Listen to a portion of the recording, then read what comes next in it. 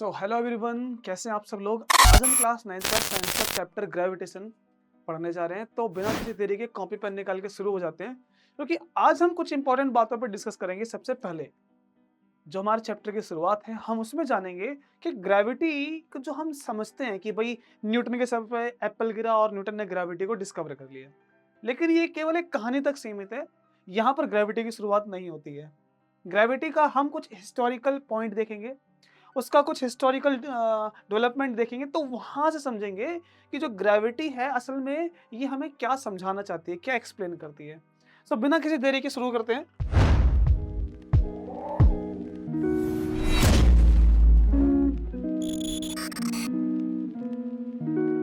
So here ये जो हमारे पास फर्स्ट पॉइंट यहाँ पर मेंशन्ड है, एंशिएंट ऑब्जर्वेशन के बारे में। अब एंशिएंट ऑब्जर्वेशन मतलब है कि जब पुराने टाइम पर जो पूर्वज हुआ करते थे हमारे, उन्होंने आसमान में जो भी बॉडीज चल रही हैं, चमक रही हैं, उनको ऑब्जर्व किया, उनको देखा। उन्होंने अपने अपने थॉट्स बताए कि ऐसा है, हमारे लिए गॉड ने ऐसी पृथ्वी बनाई है, हम इस पूरे यूनिवर्स में कुछ खास हैं, जिसके लिए पूरा ये पूरा समस्त ब्रह्मांड बना हुआ है। लेकिन ये जो बात थी, ये केवल एक उनका एक विचार था, उनकी एक सोच थी। लेकिन ये सोच कहां तक आगे जाती, इस बात को हम आगे डिस्कस करते हैं। अब जैसे यहां पर एक सेकंड पॉइंट पे दिया है एरिस्टोटल्स थ्योरी। भाई एरिस्टोटल एक अच्छे खासे फिलोसोफर थे। अब उनको उनका साइंस को, उनका दुनिया को देखने का एक अपना नजरिया अलग था। उन्होंने हमारे ब्रह्मांड के बारे में बहुत सारी बातें बताई, लेकिन वो महज एक शुरुआत थी। उस शुरुआत के बाद लोगों ने अपना कंट्रीब्यूशन दिया, भले ही उनको गलत ठहराने के लिए सही, लेकिन उन्होंने अपना साइंस में कंट्रीब्यूशन दिया। तो जाके हमें पता चला कि असल में हमारा ब्रह्मांड, नेचर कैसे बिहेव करता है। तो एरिस्टोटल ने यह बताया कि भाई जितने भी ऑब्जेक्ट हमारे यूनिवर्स में हैं, उन सबका अपना अपना एक नेचुरल प्लेस है। वो वहां पर कैसे हैं, वो कोई लेकर नहीं आया, वो बल्कि वहां पर पहले से मौजूद थे। तो ये जो स्टेटमेंट है, ये एरिस्टोटल ने बताई कि all objects have a natural place in the universe. वो वहां पर कैसे आए, कोई लेकर नहीं आया, वहां पर पहले से मौजूद है। साथ में उनका यह भी मानना था कि अगर एक हल्की और एक भारी कोई भी दो चीजों को गिराया जाए, तो भारी वाली पहले गिरेगी और हल्की वाली बाद में गिरेगी। लेकिन इस बात को आगे चल के डिस्प्रूव कर दिया गया और ये देखा गया कि दोनों, चाहे वो हल्की हो चाहे भारी हो, दोनों सेम रेट से सेम टाइम पर नीचे गिरती हैं अगर उसको हम वैक्यूम में गिराएं। अब ये वैक्यूम में गिराने वाली बात या एक्सपेरिमेंटल पॉइंट, जिन्होंने एरिस्टोटल की बात को गलत साबित किया, क्योंकि एक नॉर्मल पर्सन और नॉर्मल माइंड यही सोचता है कि एक हल्की है एक भारी है, अगर दोनों को गिराया जाएगा तो भारी वाली पहले गिरेगी। ये एक नॉर्मल माइंड है जो विचार करता है, सोचता है। बट ये बात रॉन्ग है, ये बात गलत प्रूव कर दी गई है। चलिए आगे देखते हैं। अब एक इंडियन मैथमेटिशियन है ब्रह्मगुप्त, उन्होंने भी अपना एक कंट्रीब्यूशन दिया। क्या बताया भाई, देखो, इंडियन मैथमेटिशियन एस्ट्रोनॉमर, एस्ट्रोनॉमर समझते हैं ना आप, जो स्पेस की स्टडी करते हो ना। उन्होंने क्या बताया कि concept of gravity as an attractive force, ये एक अट्रैक्टिव फोर्स है, ठीक है। यानी कि ये केवल चीजों को अट्रैक्ट करती है। वो हम नॉर्मली देखते भी हैं, जब किसी ऑब्जेक्ट को गिरा दो तो वो केवल अर्थ की सरफेस के पास अट्रैक्ट होता है। Anyways, he referred to the earth as a spherical and attractor of object. यानी उनका ये मानना था कि जो अर्थ है वो स्फेरिकल एक अट्रैक्टर है, जो सभी चीजों को अपनी तरफ खींचता है। चाहे हम इस पेन को यहाँ से गिरा लें, ठीक है, या किसी भी ऑब्जेक्ट को गिरा लेते हैं, तो वो ऑब्जेक्ट हमेशा अर्थ की तरफ अट्रैक्ट होगा। तो अर्थ एक स्फेरिकल अट्रैक्टर है जो सभी चीजों को अपनी तरफ खींचता है। लेटर ऑन जब हम इसमें आगे बढ़ते हैं, तो हमें अब मिलता है कॉपरनिकन रिवॉल्यूशन। इनका यूनिवर्स को देखने का एक अपना अलग ही नजरिया था, क्योंकि कई सारे फिलोसोफर ऐसे भी थे जिनका ये मानना था कि पृथ्वी जो है इस ब्रह्मांड का केंद्र है, इस ब्रह्मांड का सेंटर है। और इस बात को मानते हुए लोगों ने, जो पुरानी धर्म की किताबें होती थी, उसमें ये लिख दिया कि गॉड ने ये पूरा यूनिवर्स हमारे लिए बनाया है और हम इसके सेंटर में रहते हैं। लेकिन यहाँ पर ही सोच या शुरुआत खत्म नहीं होती, बल्कि यहाँ से तो एक नई शुरुआत की स्टार्टिंग होती है। कॉपरनिकस ने क्या बताया था, उन्होंने एक मॉडल प्रेजेंट किया, उन्होंने अपना एक विचार दिया, अपना एक आइडिया दिया हीलियोसेंट्रिक मॉडल का। अब ये जो हीलियो वर्ड बना है, हीलियो का मतलब होता है सन, और सेंटर का मतलब एट सेंटर, सबको पता है। तो सन एट सेंटर, ये मॉडल उन्होंने प्रपोज किया और बताया कि असल में हम सेंटर में नहीं है, सेंटर में सन है। जैसे बाकी प्लैनेट्स सन का चक्कर लगाते हैं, वैसे हमारी अर्थ भी सन का चारों तरफ चक्कर लगा रही है। लेकिन ये बात थोड़ी सी हजम नहीं हो रही थी। क्यों नहीं हो रही थी? तो ऑब्वियस सी बात है कि भाई जो हमें अपनी आंखों से दिखता है, हम तो उसी को सच मानते हैं। हमें आज भी तो यही दिखता है ना कि अर्थ ईस्ट में उगता है, राइज होता है, वेस्ट में सेट होता है। ये तो हम देखते हैं। हम यही तो देखते हैं कि भाई मून यहाँ से वहां जा रहा है, ये स्टार कभी वहां पर है, कभी वहां पर है। तो हम अर्थ को चलते हुए कभी नहीं देखते। हम अक्सर उसके आसपास चीजों को चलते हुए देखते हैं। तो लोग माने भी क्यों ना, जो दिखे वही तो सच मानेंगे ना। तो लोगों ने कॉपरनिकस की बात को पूरी तरह से नकार दिया कि कॉपरनिकस बिल्कुल गलत कह रहे हैं। ये हो ही नहीं सकता है कि सभी बॉडी सन के अराउंड घूमती है, हमारी अर्थ भी सन के अराउंड घूमती है।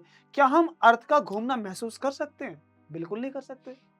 इसीलिए कॉपरनिकस का जो मॉडल था वो उतना ज्यादा सक्सेसफुल नहीं हो पाया, क्योंकि उनके पास कोई सबूत नहीं था दिखाने के लिए। और ये जो जियोसेंट्रिक मॉडल है, यही तो मॉडल है अरिस्टोटल का, यानी कि जियो मतलब अर्थ। सो अर्थ को सेंटर पे मानकर जो मॉडल प्रेजेंट किया गया, जियोसेंट्रिक मॉडल, अरिस्टोटल ने बताया, वो लोगों ने इस पर विश्वास किया क्योंकि वो दिखता था उस टाइम पर ऐसा। वहां पर एक टोलेमी भी थे, टोलेमी अच्छे खासे एस्ट्रोनॉमर, जो अपने कई सारे नोट्स बनाया करते थे, ऑब्जर्वेशन करते थे स्पेस में, और उनके नोट्स बना बना के पूरा एक कमरा भर देते थे अच्छे खासे तरीके से। अच्छा, टोलेमी के बाद यहां पर देखा जाए आगे, तो यहां पर एक और चीज है, this led the foundation for understanding planetary motion. तो कॉपरनिकस के मॉडल ने ये प्रेजेंट किया कि कोई भी प्लेनेट कैसे रिवॉल्व करता है उसके चारों तरफ, राइट। यहाँ पर टोलेमी के नोट्स को पढ़ा किसने? कैपलर ने। कैपलर ने उन पर फर्दर स्टडी की, भले ही चीजों को अलग तरह से साबित करने के लिए, लेकिन जब उन्होंने स्टडी किया तो कुछ और ही पाया रिजल्ट। और वो रिजल्ट ऐसा है जिसको हमारा पूरा ब्रह्मांड, हम सब उसको फॉलो करते हैं, उसको मानते हैं। लेकिन इससे पहले हम बात करें आगे, हम पहले डिस्कस करते हैं गैलीलियो गैलीली के बारे में। एक महान पर्सन, एक महान फिलोसोफर, एक महान प्रोफेसर, जिनका यूनिवर्स को देखने का नजरिया बहुत कमाल का था। गैलीलियो गैलीली, इन्होंने क्या किया? इन्होंने एक एक्सपेरिमेंट कंडक्ट किया फॉलिंग ऑब्जेक्ट के साथ, और डिस्प्रूव किया एरिस्टोटल की थ्योरी को। उन्होंने ये दिखाया कि चाहे ऑब्जेक्ट भारी हो चाहे हल्का हो, वो दोनों ऑब्जेक्ट सेम रेट से गिरेंगे। एक झुकी हुई मीनार है जिसको हम लीसा या पीसा की कोई मीनार कहते हैं, वहां से उन्होंने एक्सपेरिमेंट किया, वहां से दिखाया कि देखिए भाई, चाहे ऑब्जेक्ट हल्का हो चाहे भारी हो, वो दोनों सेम रेट से गिरेंगे। जब तक उसको हम वैक्यूम में गिराएं, हवा में गिराएंगे या पानी में गिराएंगे तो वहां पर उनका रेजिस्टेंस फेस करना पड़ेगा, तो वहां से प्रॉब्लम आ सकती है। जब आप क्लास 11th में पढ़ेंगे तो वहां पढ़ेंगे टर्मिनल वेलोसिटी, बट अभी वो हमें नहीं जानना है, अभी हम यहीं तक सीमित होते हैं। नेक्स्ट, उन्होंने एक और चीज डेमोन्स्ट्रेट की, डेमोन्स्ट्रेट मतलब दिखाया। उन्होंने क्या दिखाया? All objects accelerate at the same rate, यानी जब उसको ग्रेविटी के अंडर गिराते हैं तो जो वो एक्सेलरेट करते हैं, चाहे वो हल्का हो चाहे भारी हो, उन दोनों का एक्सेलरेशन सेम होता है। ऐसा क्यों होता है ये हम बाद में बात करेंगे, लेकिन एक चीज important, in absence of air resistance. तो एयर को नहीं मानना भाई, वैक्यूम में करना एक्सपेरिमेंट, जहां पर हम पार्टिकल को नहीं मानते हैं, है ना। वो बात की बात, जो थ्योरीज बन रही हैं उन पर हम डिस्कस करेंगे लेटर ऑन। बट यहीं से उन्होंने एक और चीज बताई, कॉन्सेप्ट ऑफ इनर्शिया। इनर्शिया हमने न्यूटन्स लॉज ऑफ मोशन में पढ़ा है क्या होता है, और वो उस इनर्शिया के बारे में ही सबसे पहले किसने बताया? गैलीलियो गैलीली ने। आगे बढ़ते हैं और समझते हैं कि हमारा और मॉडल कैसे प्रेजेंट होता है। अब हम बात करते हैं Kepler's law of planetary motion की। तो केपलर ने जो लॉज दिए उन्होंने कमाल ही कर दिया, क्योंकि उनके लॉज के बदौलत ही हम समझ पाए कि हमारा यूनिवर्स कैसे बिहेव करता है। क्योंकि इनके लॉज के अकॉर्डिंग हम क्या मानते हैं कि जो सन है वो सेंटर में है, बाकी सारे प्लेनेट सन के अराउंड इलिप्टिकल शेप में घूमते हैं, ठीक है। अगर हम ये बात नहीं मानते कि सन सेंटर में है, तो सन जब सेंटर में माना जाता है, इसी बात को समझते हुए हम सोलर एक्लिप्स, मून एक्लिप्स, ऐसे फिनोमेना को एक्सप्लेन कर सकते थे, और आज भी कर सकते हैं। लेकिन आज हमारी जो टेक्नोलॉजी है वो काफी एडवांस हो चुकी है। अब जैसे जैसे टेक्नोलॉजी एडवांस होती जा रही है, हम समझते जा रहे हैं अपने स्पेस प्रोब को सेंड करके आउटसाइड हमारे जो अर्थ का ग्रेविटेशनल इन्फ्लुएंस है उसको ब्रेक करके हम ये समझते हैं कि कैसे हमारी अर्थ सन के अराउंड घूम रही है। बट ये बात की बात है, क्योंकि हम इस पे बात करेंगे तो डिबेटेबल पार्ट होते हैं। एनीवेज, तो केपलर्स के जो लॉज थे या जो उनके मॉडल थे, उन्होंने ये बताया कि all bodies revolve around sun in elliptical orbit. ये उनका नियम थे कुछ। इन्होंने कुछ लॉज भी बताया था, जैसे कि पहला लॉ मैंने आपको डिस्कस कर ही लिया है कि सभी प्लेनेट इलिप्टिकल ऑर्बिट में सन के अराउंड रिवॉल्व करते हैं, राइट। अब जब इनके लॉस के बारे में पढ़ेंगे हम अगली क्लास में या बाद में लेटर ऑन, तब हम अच्छे से देखेंगे। अभी हमें और समझना है आगे। जब ये बात चल रही थी Kepler's law of planetary motion की, अब इसके बाद जरा देखिए ये वक्त कब का था, 1609 से 1619 का। फिर यहाँ पर देखिए न्यूटन की एंट्री कब होती है इस बारे में, सन 1687 में, अराउंड 70 से 80 साल के बाद। बहुत बड़ा गैप है ये। इस टाइम पर थोड़ी सी मैं आपसे डिस्कशन करता हूँ, अच्छी है, मजेदार है, सुनिए। देखिए भाई, तीन बहुत ही फेमस पर्सन, आप दो को जानते होंगे। एक तो एडमंड हेली, जो हेलिस कॉमेट वाले हैं, जिन्होंने उसके बारे में अपना आइडिया दिया था। एक है रॉबर्ट हुक, जिन्होंने सेल की डिस्कवरी की। तीसरे थे Christopher rain, WREN, rain, Christopher rain.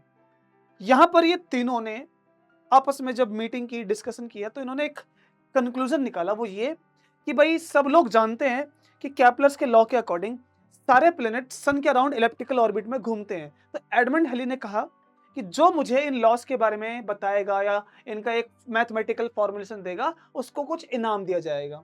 तो इसके बारे में रॉबर्ट हुक ने कहा ये तो मैं करके दिखा सकता हूँ। लेकिन कई सारे ईयर बीत गए, कई टाइम बीत गया, लेकिन वो उसमें नाकामयाब रहे। तो उनको एक जीनियस की बात याद आई, यानी एक जीनियस को उन्होंने याद किया। वो कौन थे? वो थे आइजैक न्यूटन, जो किसी कॉलेज या यूनिवर्सिटी में आराम से बैठे हुए थे, कुछ प्रॉब्लम की वजह से जो रॉबर्ट हुक के साथ हुई थी।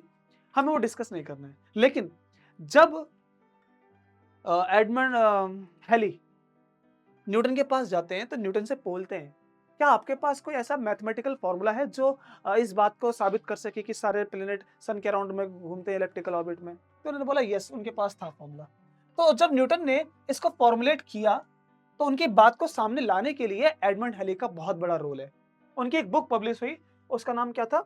नेचुरलिस, ये फिलोसफी नेचुरलिस प्रिंकिपिया मैथमेटिका। ये बहुत ही फेमस बुक है उनकी, जिनको पब्लिश उन्होंने कराया, और बहुत ही मुश्किल से पब्लिश हुई थी ये बुक। कैसे हुई थी, कहाँ हुई थी, वो बात की बात है। लेकिन तो न्यूटन ने इसमें क्या स्टेटमेंट दी? उन्होंने बोला कि देखिए भाई, every mass attracts every other mass in the universe. हर मास दूसरे मास को अट्रैक्ट करता है। कैसे? With a force proportional to the product of their masses and inversely proportional to the square of the distance between them. यानी कि जितना उनका मास होगा, जितना ज्यादा मास होगा, फोर्स उतनी ही ज्यादा उन दोनों के बीच में लगेगी। और अगर दो ऑब्जेक्ट बहुत दूर होंगे तो इनके बीच का जो सेपरेशन है, जितना वो ज्यादा दूर होंगे उतनी ही फोर्स कम होती जाएगी। ये उनका कुछ स्टेटमेंट थी, जिसको हमें आगे देखना है, समझना है। अच्छा, ये बात जो चली है, ये न्यूटन की ये वाली जो स्टेटमेंट थी, जिसको हम बोलते हैं न्यूटन्स लॉ ऑफ ग्रेविटेशन, ये इसने 200 सालों तक रूल किया। उस टाइम इस बात को चैलेंज करने कोई आया ही नहीं, क्योंकि सब लोगों का ये मानना था कि ये करेक्ट है, ग्रेविटी ऐसे ही बिहेव करती है, और उसका मैथमेटिकल फॉर्मूला भी उन्होंने समझा दिया। उन्होंने ये भी समझाया कि मान लेते हैं कि भाई अगर ये एक प्लेनेट है, ठीक है, और इस प्लेनेट पे हम खड़े होके एक रॉकेट को या बॉल को फेंकते हैं, लॉन्च करते हैं, तो वो ग्रेविटी की वजह से खिंच के गिर जाएगा। दम लगा के फेंकेंगे तो वो और दूर जाएगा, और दम लगाएंगे तो वो और दूर जाएगा, ज्यादा दम लगा देंगे तो क्या होगा, वो ऐसे करके उसके ऑर्बिट में घूमने लग जाएगा, ऐसे। और इस आइडिया को हमने यूज किया रॉकेट लॉन्च करने में। तो न्यूटन के इस लॉ की वजह से, इस मैथमेटिकल फॉर्मुलेशन की वजह से, लोगों ने, साइंटिस्टों ने करेक्ट मैथमेटिकल कैलकुलेशन की और रॉकेट को लॉन्च किया। हाँ, अलग अलग प्लेनेट पर स्टडी की। और तो न्यूटन की बात को सच क्यों ना माने, मानना पड़ेगा ना, क्योंकि ये तो सही सही काम कर रहे थे। फिर जब 200 साल के बाद जब अल्बर्ट आइंस्टाइन की एंट्री हुई, तो उन्होंने कुछ ऐसे कॉन्सेप्ट बताए जहां पर ग्रेविटी को फेल होता हुआ दिख रहा था। ग्रेविटी फेल होती हुई क्यों दिख रही थी, इस बारे में हम बात करेंगे। चलिए कर लेते हैं। जैसे कि मान लीजिए कि भाई ये सन है और ये अर्थ है, ठीक है।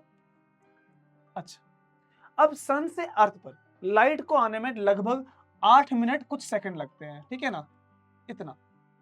तो जो न्यूटन की ग्रेविटेशनल फोर्स है ना, जो फोर्स है ग्रेविटेशन, ये फोर्स न्यूटन के थर्ड लॉ को फॉलो करती है। न्यूटन का third law, action reaction. Action reaction मतलब इंस्टेंटेनियस फोर्स, रियल फोर्स होती है।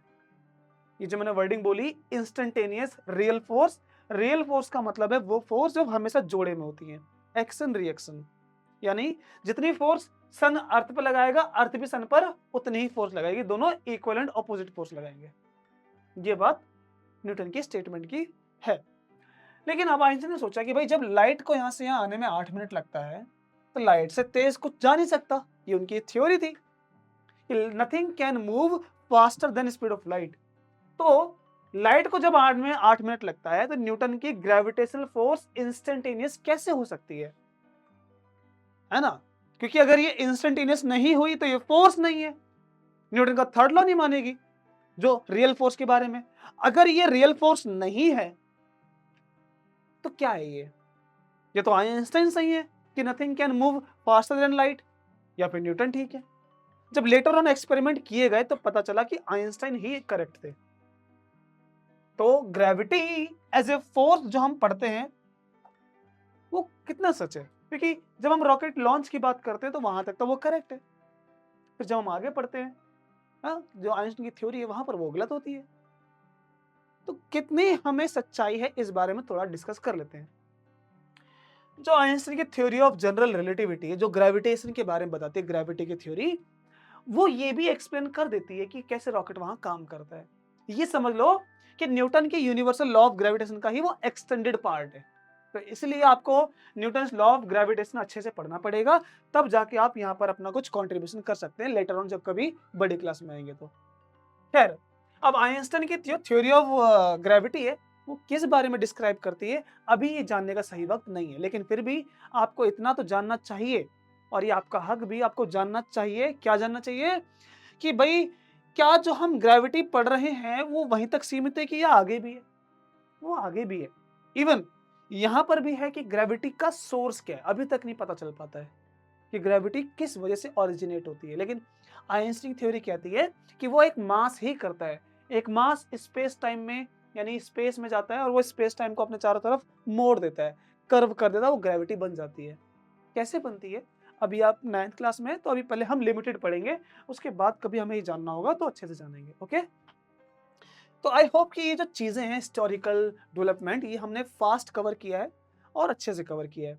अगर आपको इसमें कोई डाउट है, कोई समस्या है या आपको कुछ आगे भी जानना हो तो हमें कमेंट करिए, ठीक है? और हमारे चैनल को सब्सक्राइब करना ना भूलिए।